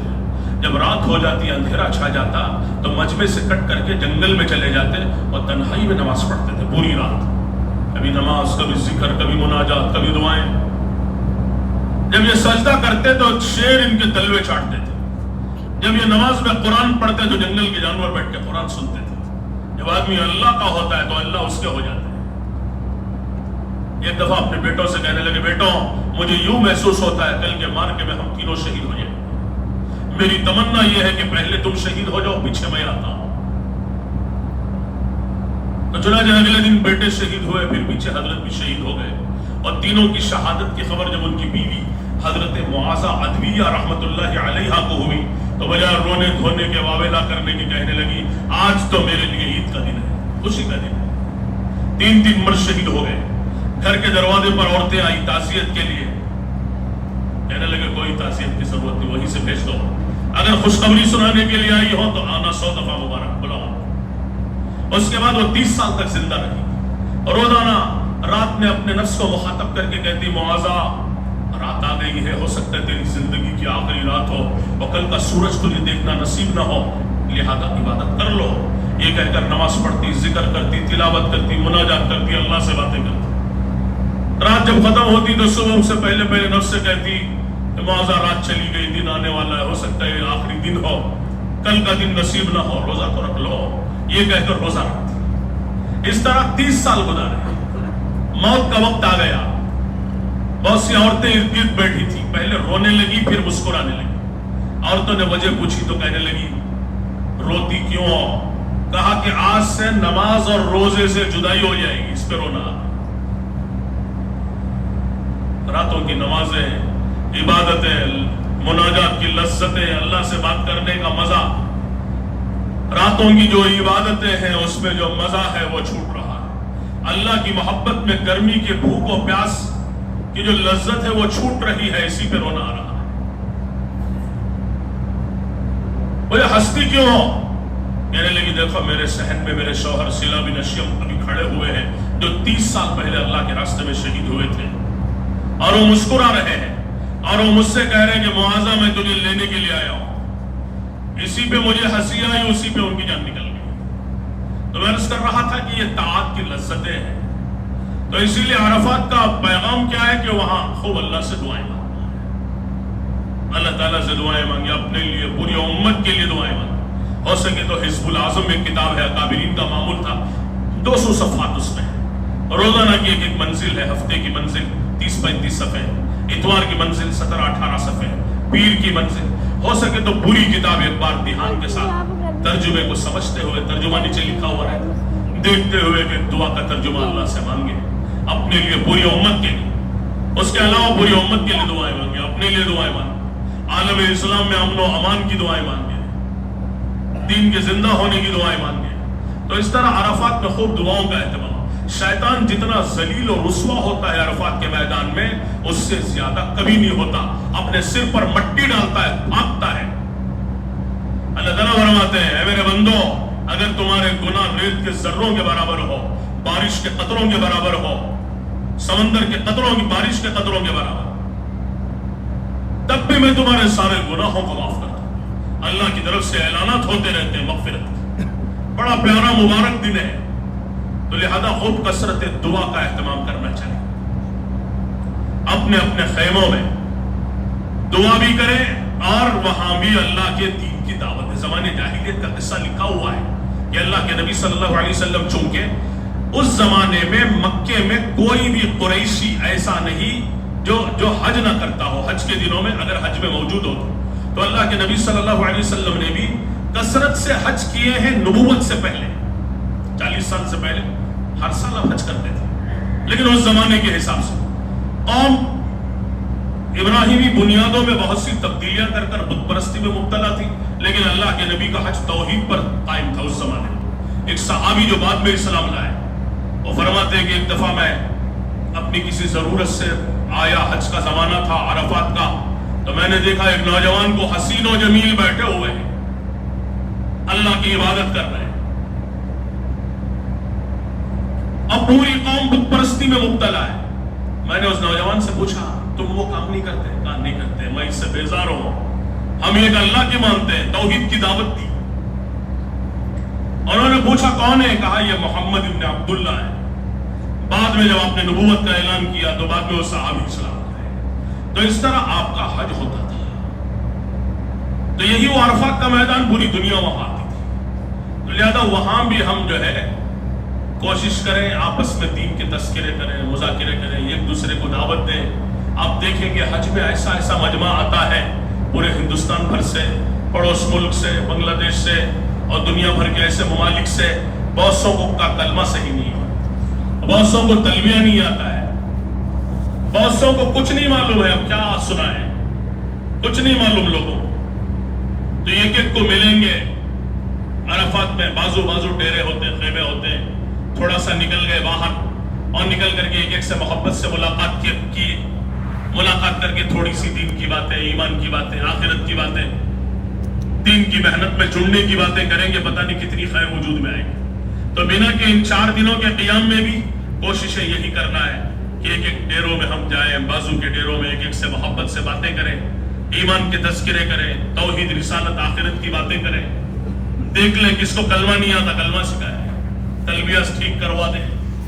اس لیے کہ ہر جگہ تو اس طرح کے جوڑ نہیں ہوتے ہیں، منجے ہوئے نہیں ہوتے لوگ۔ آپ دیکھیں گے کیسے کیسے لوگ آتے ہیں، سیدھے سادھے لوگ۔ تو اس لیے جو کوشش کرنا کہ کسی بھی طرح سے جو ہے ایک فضا قائم ہو جائے، تو دین کی محنتیں کرنا ہے۔ تو عرفات کے اندر اس طرح پوری قوت کے ساتھ ہم چلیں، اور پھر اسی طرح سے وہاں سے غروب ہو جائے تو اللہ کے نبی صلی اللہ علیہ وسلم غروب کے وقت میں اپنی اونٹی پر حضرت اسامہ ابن زید رضی اللہ عنہ کو بٹھا لیا، اور چلو اس میں بھی ایک قصہ سنا دیتا ہوں۔ اللہ کے نبی غروب سے فارغ ہو کر اپنی اونٹی پر تشریف فرما ہوئے اور انتظار میں تھے۔ 1.25 لاکھ صحابہ ارد گرد دیکھ رہے، لیکن اللہ کے نبی کسی کا انتظار کر رہے، لوگوں کو پتہ نہیں کس کا انتظار کر رہے۔ تھوڑی دیر کے بعد حضرت اسامہ ابن زید رضی اللہ عنہ آئے اور اگر آپ کے پیچھے اونٹنی پر سوار ہوئے تو آپ چل پڑے. تو بعض لوگوں کے دلوں میں تھوڑا تکبر آ گیا اور تکبرانہ جملے زبان پر آئے. اسی لیے بڑے بول سے بہت بچنا چاہیے پورے سفر کے اندر، بڑے بول سے. اسی لیے حج مبرور کسے کہتے ہیں؟ من حج للہ فلم یرفث ولم یفسق. اور حج کے بارے میں بھی اللہ پاک نے کیا فرمایا؟ 3 باتیں فرمائی: فسوق، جدال، رفث. رفث بے حیائی کی باتیں، بے حیائی کے کام نہیں کرنا، بیوی کے ساتھ بھی نہیں کرنا. اور دوسرا جھگڑا نہیں کرنا، اور گالی گلوچ، فسق و فجور نہیں کرنا. ان 3 چیزوں سے بچتے ہوئے کرنا. جب تکبر دل میں آتا ہے تو یہ سب چیزیں ہوتی ہیں. تو اس لیے ان چیزوں سے بچنا، تواضع، ابدیت کے ساتھ چلنا. تو ان کی زبانوں سے کیا جملہ نکلا؟ الہذا الاسود اخرنا. کیا اس کالیا کی وجہ سے ہمیں انتظار کرنا پڑا؟ وہ کالے کلوٹے، رنگ کے کالے تھے، 17 سال کے نوجوان. ان کے والد زید بن حارثہ گورے، بیٹے کالے تھے. تو ان کی زبانوں سے یہ جملہ نکل گیا. بات ہوئی ہو گئی. سیرت نگاروں نے عجیب بات لکھی ہے کہ 2-2.5 مہینے کی بعد جب اللہ کے نبی صلی اللہ علیہ وسلم کا وصال ہوا تو عرب میں ارتداد پھیلا. بہت سے لوگ مرتد ہوئے. حضرت ابو بکر صدیق رضی اللہ عنہ نے حضرت خالد بن ولید رضی اللہ عنہ کے ساتھ جماعت بنائی. انہوں نے اس جماعت کے 11 حصے کر کے پورے جزیرت العرب میں پھیلائے. اس کے نتیجے میں لوگ دوبارہ اسلام میں داخل ہوئے. لیکن جن لوگوں نے یہ جملے کہے تھے ان کو دوبارہ اسلام لانے کی توفیق نہیں ہوئی. حالت کفر میں قتل ہو گئے، ہمیشہ کی جہنم میں ہے. کون؟ جنہوں نے اللہ کے نبی کے ساتھ حج کیا ہے. اگر ایمان پر مرتے تو صحابی بن جاتے. تو کیا حالت ہو گیا؟ بہت ڈرنے کی ضرورت ہے. زبان کے بولوں کی بہت حفاظت کرنا. ما یلفظ من قول الا لدیہ رقیب عتید. کہ تمہاری زبانوں سے جو بول نکلتے ہر بول لکھا جاتا ہے، ہر بول لکھا جا رہا. ان تبدوا ما، اللہ تعالیٰ فرماتے ہیں کہ جو کچھ تم چھپاتے ہو، ظاہر کرتے ہو، یحاسبکم بہ اللہ. ان تبدوا ما تخفی انفسکم او تبدوہ یحاسبکم بہ اللہ. اللہ بڑی شان والے اور دلوں کے تصورات و خیالات کو جانتا ہے. تو اسی لیے ہر بول لکھا جاتا ہے. کہیں کوئی تکبر کا جملہ نہ نکلے. بڑا بول اللہ کو بالکل نہیں پسند ہے نا. سورہ کہف میں ایک رکوع میں پورا قصہ ہے باغ والے کا. ایک جملہ تکبرانہ نکلا، آسمان سے ایک عذاب نازل ہوا، پورا باغ جل کے خاکستر ہو گئے.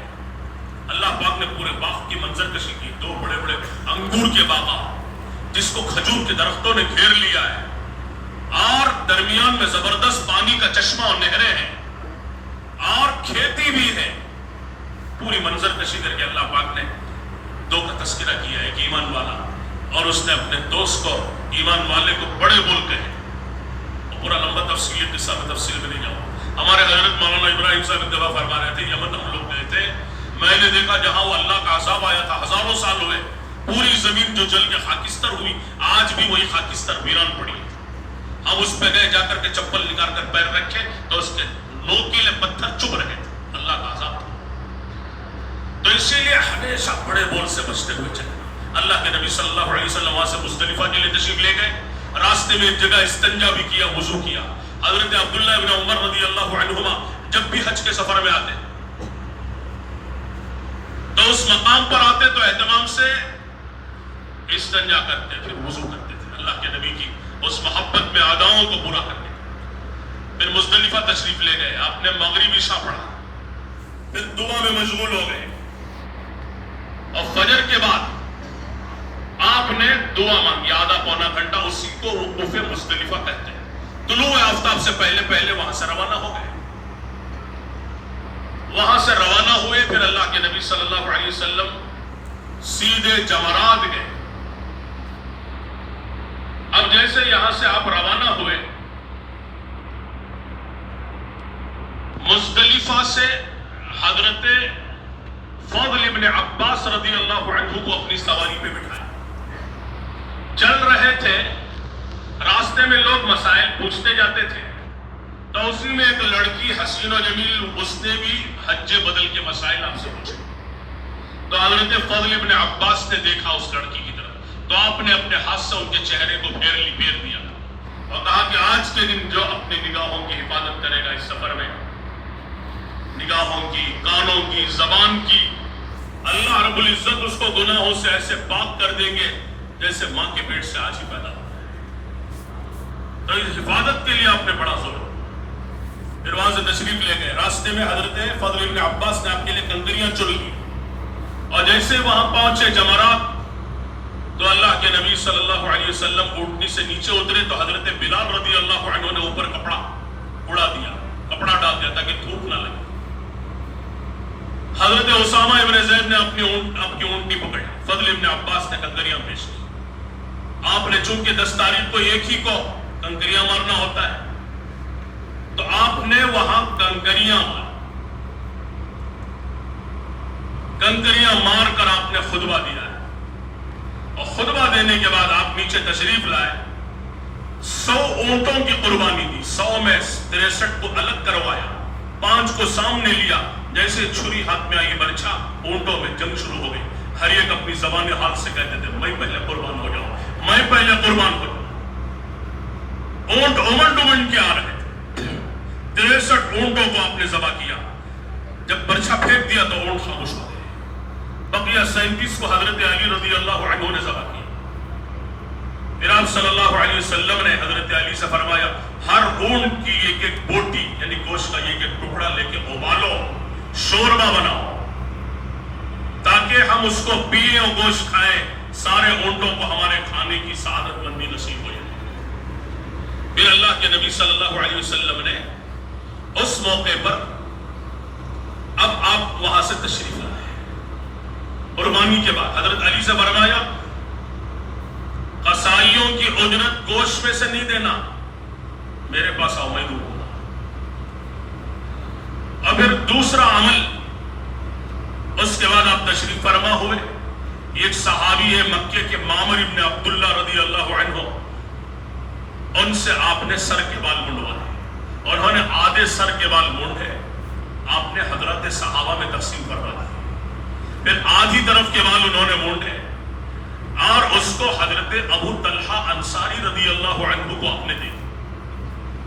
ان سے حضرت خالد بن ولید رضی اللہ عنہ نے منت سماجت کر کر چند بال حاصل کر لیے، اس کو انہوں نے اپنی ٹوپی میں سی لیا، جب بھی جنگ میں جاتے پہلے وہ ٹوپی پہنتے، اوپر سے لوہے کا خولک پہنتے تھے، جہاں گئے فتح ہی فتح۔ کہیں کہیں آپ کے موئے مبارک و بالوں کا تذکرہ ملتا ہے، یہ وہ بال ہیں جو انجان نثاروں میں تقسیم ہوئے۔ اب بعض روایات میں آپ نے اپنے ناخن ترشوائے، وہ بھی تقسیم کروایا، اپنی مونچھیں ترشوائے۔ پھر اللہ کے نبی صلی اللہ علیہ وسلم نے اپنے کپڑے تبدیل فرمائے اور گوشت کے پکنے کا انتظار کیا۔ جب گوشت پک گیا، آپ نے گوشت بھی کھایا، شوربہ بھی پیا، حضرت علی رضی اللہ عنہ بھی آپ کے ساتھ تھے، اپنے عمل سے بتلا دیا کہ دیکھو یہ حج ہے، سب سے بڑا بہترین حج کون ہے؟ الحج والثج، لبیک زور سے پڑھنا اور جانوروں کا خوب خون بہانا۔ یہ چونکہ سفر پورا عاشقانہ ہے، 3 باتیں جیسے آپ نے 2 دنوں سے سنا ہوگا، وَلِلَّهِ، اللہ نے اپنے نام سے اس کی شروعات فرمائی، اس میں کئی باتیں ہیں، 3 باتیں میں بتا دوں۔ یہ کہ سفر کیوں ہے؟ اللہ سے ملاقات کے لیے ہم جائیں، اللہ سے ملنے کا سفر ہے، اللہ کے عشق و محبت میں ڈوب کر، اسی لیے سب ادائیں عاشقانہ۔ بادشاہ بھی آ جائے تو کیا کرنا پڑے گا؟ کپڑے شاہانہ لباس اتارنا پڑے گا، 2 کفن کی چادریں احرام کی باندھنا پڑے گا۔ اس زمانے میں 2 ہفتوں میں لوگ پہنچتے، مہینوں میں پہنچتے، تو چلتے ہوئے پابندیاں کیا ہے کہ آدمی جوتا نہیں پہن سکتا، معمولی چپل پہنو، یا پیدل چلو ننگے پیر، اور چلو تو کیسے چلو؟ چیختے چلاتے ہوئے لبیک اللہم لبیک، لبیک لا شریک لک لبیک، ان الحمد والنعمت لک والملک لا شریک لک، چیختے چلا۔ الحج والثج، کہ تلبیہ زور سے پڑھو اور خوب جانوروں کا خون بہاؤ، اپنے 100 اونٹوں کی قربانی، ازواج مطہرات کی طرف سے گائے ذبح۔ اتنا بڑا سفینہ دنیا میں آیا نہ آ سکتا ہے، عجیب شان آپ کی تھی۔ ذوالحلیفہ سے روانہ ہو رہے تھے، حضرت جبریل علیہ السلام تشریف لائے، فرمانے لگے یا نبی اللہ زور سے تلبیہ پڑھو، صحابہ سے بھی کہو۔ وادی ازرق میں پہنچے، آپ نے فرمایا میں اپنی آنکھوں سے دیکھ رہا ہوں موسیٰ علیہ السلام حج کو جاتے ہوئے اپنے کانوں میں انگلیاں دے کر زور سے تلبیہ پڑھتے ہوئے جا رہے۔ ایک وادی میں آپ نے فرمایا عثمان میں حضرت صالح علیہ السلام، حضرت ہود و صالح حج کو جاتے ہوئے تلبیہ پڑھتے ہوئے یہاں سے جا رہے۔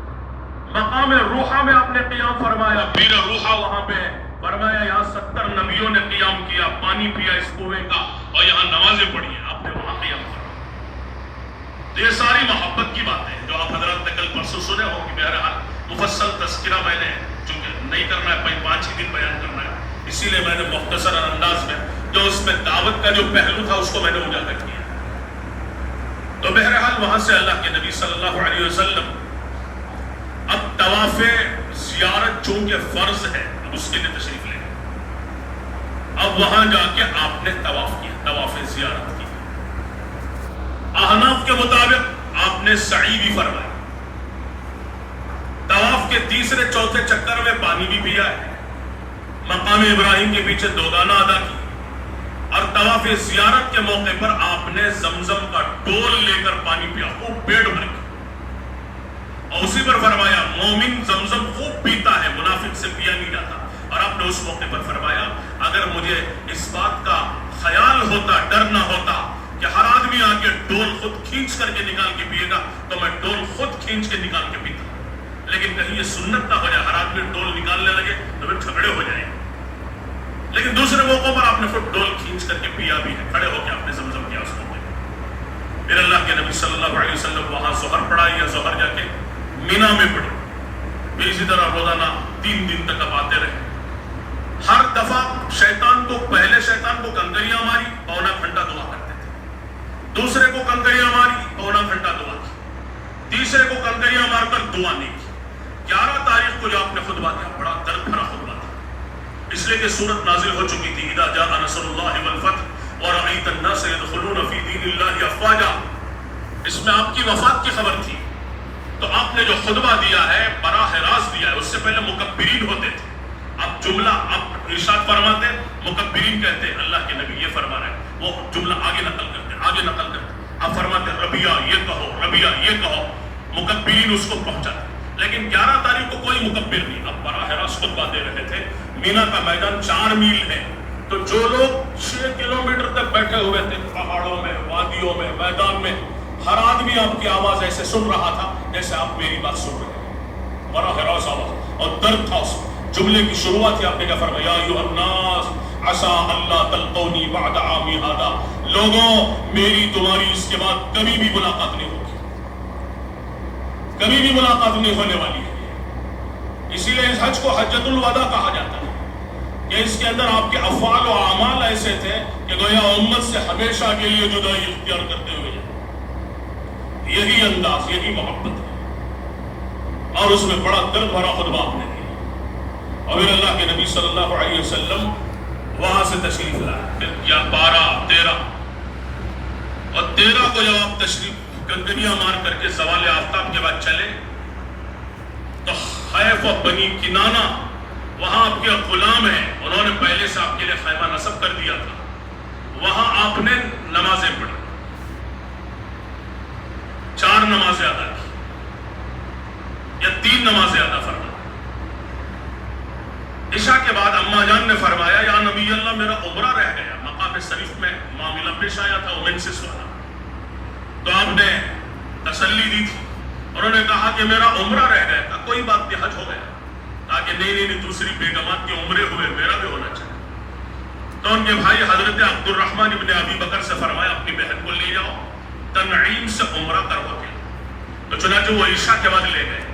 اللہ کے نبی صلی اللہ علیہ وسلم نے آرام کیا کچھ گھنٹے، تہجد کے وقت میں بیدار ہوئے، اب سیدھے طواف وداع کے لیے تشریف لے گئے۔ راستے میں اماں جان عمرہ کر کے آ رہی تھی اپنے بھائی کے ساتھ، راستے میں ملاقات ہوئی، آپ سیدھے تشریف لے گئے، کعبۃ اللہ میں آئے، اور کعبۃ اللہ میں آتے نفلیں نہیں پڑھی، سیدھے آ گئے حجر اسود کے پاس، اور وہاں سے آپ نے طواف وداع فرمایا۔ तवाफ वदा के बाद मुल्तजिम से चिमड़ गए, जैसे बच्चा मां से चिमड़ जाता है, कि दोनों हाथों को फैला दिया। मुल्तजिम जो हजर अस्वद और काबे का जो दरवाजा और दरमियान की जो जगह है वो मुल्तजिम है। दोनों हाथों को फैलाया, अपनी गाल को काबे की दीवार से लगा दिया, जैसे कोई बच्चा गमों में डूबा हुआ मां के कदमों से चिमट कर रोता है, बिलक बिलक के। ये अंदाजा आपका था। बहुत देर तक रोते रहे, आंसू बहाते रहे, जबान से जुमले कुछ निकलते रहे। राजो नियाज की बातें हुई, वो क्या बातें थी वो अल्लाह जानता है, उसका नबी जानता है। बहुत देर तक दुआएं मांगी, मुल्तजिम से फारिग हुए। तो उम्मे सलमा रज़ी अल्लाह अन्हा फरमाने लगी, या नबी अल्लाह, मैं बीमार हूं, थक गई हूं, तवाफ विदा नहीं कर सकती। आपने फरमाया कोई बात नहीं, जब हम फजर की नमाज पढ़ाने के लिए खड़े हो जाएंगे तो तुम मजमे के पीछे से ऊंटनी पे बैठ के तवाफ कर। तो जो उम्मे सलमा फरमाती है, आपने फजर की नमाज पढ़ाई में पीछे से तवाफ कर रही थी ऊंटनी पे बैठ के, तो मैंने सुना पहली रकत में आपने वत्तूर व किताबिन मस्तूर फी रक़्क़िन मंशूर वल बैतिल मअमूर वस्सक़्फ़िल मरफ़ू' वल बहरिल मस्जूर इन्न अज़ाब रब्बिका लवाक़ि' मा लहू मिन दाफ़िअ यौम तमूरु अस्समाउ मौरा व तसीरुल जिबालु सैरा। ये पूरी सूरत आपने पढ़ी। फिर वहां से अल्लाह के नबी सल्लल्लाहु अलैहि वसल्लम वापस आए, फिर मजमे को कूच का हुक्म दिया। 14 ज़िलहिज्जा को वहां से रवाना हुए, 22 को मदीना मुनव्वरा पहुंचे। मदीना मुनव्वरा दाखिल होते हुए आइबूना ताइबूना आबिदूना लिरब्बिना आबिदून पढ़ते हुए कि हम लौटने वाले, तौबा करने वाले, इबादत करने वाले, अपने परवरदिगार की हम्द करने वाले, ये कहते हुए मदीना मुनव्वरा की आबादी में दाखिल हुए। नजर पड़ी ओहद पर तो देखकर मुस्कुराने लगे। हादा जबलुन युहिब्बुना व नुहिब्बुहु, ये पहाड़ है ओहद का जो हमसे मोहब्बत करता है, हम इससे मोहब्बत करते हैं। कल ये जन्नत के दरवाजे पर होगा। थोड़ा सा आगे गए, देखा यहूद की आबादियों की तरफ एक पहाड़ है जबल ऐर, उसे देख के फरमाया कि ये जहन्नमी पहाड़ है। फिर आप मदीना मुनव्वरा में रात में ज़ुल्हुलैफ़ा क़ियाम किया, फिर अगले दिन मदीना मुनव्वरा ये कहते हुए दाखिल हुए। और फिर उसके 2 सवा 2 ढाई महीने के अंदर अंदर आप हमेशा के लिए उम्मत से रुखसत होकर अल्लाह के दरबार में हाजिर हो गए। आज पूरी उम्मत आपके दरबार में हाजिर होती है। तो बहरहाल ये मुख्तसरन मैंने आप हज़रात के सामने अर्ज किया, तो इसीलिए हमारा भी ये सफ़र रूहानी सफ़र होना चाहिए। कि जैसे मैंने अर्ज किया ना, ये सफ़र आशिकाना है। तब हाल क्या है आशिकों का कि मामूली कपड़े एहराम के पहने होंगे, एहराम की चादरें ज़ैबतन, और उसके अंदर पाबंदियां हैं, गुस्ल नहीं कर सकते, खुशबू नहीं लगा सकते, बाल नहीं तोड़ सकते, जुमे नहीं मार सकते। अब तो जुमे नहीं होती, पहले 2-2 हफ्ते सफर होता था तो जुए पड़ जाते थे अब जिस्म में, बालों में। जुए नहीं मार सकते, हरम के जानवर का शिकार नहीं कर सकते, शिकार की तरफ इशारा नहीं कर सकते। तो ये सारे मामलात पेश आते। तो हाजी इस तरह जाता है कहते हुए लब्बैक अल्लाहुम्मा लब्बैक, मैं हाजिर हूँ, मैं हाजिर हूँ। अल्लाह तूने बुलाया था, अब मैं हाजिर हूँ। वलिल्लाहि में यही 3 बातें, अल्लाह से मुलाकात का सफर है, और दूसरा अल्लाह को राजी करने का सफर है, और कोई जज्बा ही नहीं, अल्लाह राजी हो जाए, बस अल्लाह मिल जाए, हमें कुछ नहीं चाहिए। और तीसरी बात, चूंकि मुशक्कत का मुजाहिदों का सफर है, मुजाहिदों का सफर वो इश्क और मोहब्बत से तय होता है। जब अल्लाह की मोहब्बत में डूब करके करेंगे तो कोई मुजाहदा नहीं रहेगा, मशक्कत नहीं रहेगी, झगड़े नहीं होंगे, सारा काम इत्मीनान से हो जाएगा। तो इस तरह से ये पूरा सफर होना चाहिए। और फिर उसके अंदर 1-2 बातें, अभी 1-2 मिनट में बात खत्म कर देता हूँ। अरफात के मैदान में अल्लाह के नबी सल्लल्लाहु अलैहि वसल्लम ने कुछ पैगामात दिए। अरफात में, मीना में, ये 3 दिन जो खुतबे दिए उसमें सब आपने एक पैगाम ये दिया, अला फल्युबल्लिग़ शाहिदुल गाइब, जितने यहाँ मौजूद हैं गायबीन तक दीन को पहुंचाना ये तुम्हारी जिम्मेदारी है। पूरी दुनिया के इंसानों तक, क़यामत तक ये जिम्मेदारी इस उम्मत पर डाली गई। और आपने फरमाया बल्लिगू अन्नी वलौ आया, तबलीग के लिए आलिम बनना जरूरी नहीं है, ये एक बात भी मालूम है, दूसरों तक पहुंचाओ। तुम में से हर एक जिम्मेदार है, मातहतों के बारे में पूछा जाएगा, तो लिहाजा दीन की फिक्रों के साथ निकलो। इसीलिए वहां कहा गया, मक्के के हजामों पर, नाइयों पर, जो 32-35 हजार वहां पे हजाम नाई हैं, उनको भी दावत की जिम्मेदारी दी गई। क्या क्या जिम्मेदारी? क्योंकि दुनिया में कोई भी ऐसा नहीं हाजी और मुअतमिर जो उनसे न गुजरता हो, उनके पास आके सर देना पड़ता है। तो वहां के नाइयों से हमारे बुजुर्गों ने कहा کہ بھئی ہر آدمی تمہارے پاس آتا ہے، بادشاہ بھی آتا ہے، فقیر بھی آتا ہے، عرب و عجم آتا ہے، اور پوری دنیا تمہارے پاس آتی ہے. جب تمہارے پاس آؤ تو تین باتیں کہو. یہ کہ دیکھو کعبۃ اللہ ہدایت کا مرکز ہے، یہاں سے ہدایت لے کے جاؤ. مدینہ منورہ یہ حضرت محمد الرسول اللہ صلی اللہ علیہ وسلم کا اور دعوت کا مرکز ہے، تو یہاں سے دعوت کی محنت کو، نبوت کے درد و غم کو لے کے جاؤ. مکے سے زمزم لے جاؤ، مدینے سے کھجور لے جاؤ، اور نبی کے درد و غم کو، محنت کو لے کے پوری دنیا میں جاؤ. تو چنانچہ حجاموں نے، نائیوں نے وہاں کی دعوت شروع کی. اس کے نتیجے میں لاکھوں کی زندگیاں بدلی. بڑی کارگزاریوں کی ایک لمبی فہرست میرے پاس ہے، اس کی تفصیل کا بہرحال موقع نہیں. تو اسی لیے وہاں ہر ایک کو ہم دعوت دیں. بسوں میں بیٹھے تو وہاں بھی دعوت دیں. عام طور پر جو ہے وہاں مصر کے بس والے آتے ہیں، ہزاروں بسیں چلتی ہے وہاں. حج کے دنوں میں 3-4 مہینوں کے لیے مصر سے ڈرائیور آتے ہیں، ہزاروں کی تعداد. ایک دفعہ ہم چونکہ ڈرائیوروں کو بھی دعوت دیتے تھے، کیونکہ مصر ہمارا سفر ہوا تھا. میں عربی میں ان سے کہتا تھا تمہارے یہاں آئے تھے، ہم 25-26 دن ٹھہرے تھے، قاہرہ میں تھے، مرکز تبو میں، دین کی محنت کی غرض. تو بہت سارے ڈرائیور متفکر ہو گئے. ایک دفعہ میں بس میں چڑھا، دور سے دیکھ کے ڈرائیور مجھے بلاتا تھا، شیخ ابو بکر بلا کے بات کرتے تھے. تو ایک دفعہ ایک ڈرائیور نے مجھ سے گلا کیا، دیکھو تمہارے حاجیوں کو سمجھاؤ، یہ ہم لوگوں کو مسلمان نہیں سمجھتے، حالانکہ ہم سب مسلمان ہیں، ہزاروں کی تعداد میں مصر سے آئے ہیں. میں نے بولا کیا بات ہے؟ کہ کوئی ہمیں سلام تک نہیں کرتا. ان سے کہو ہم مسلمان ہیں، سلام کرو. اور پھر اس نے مجھے دائی بنا، یہ مترجم بنا.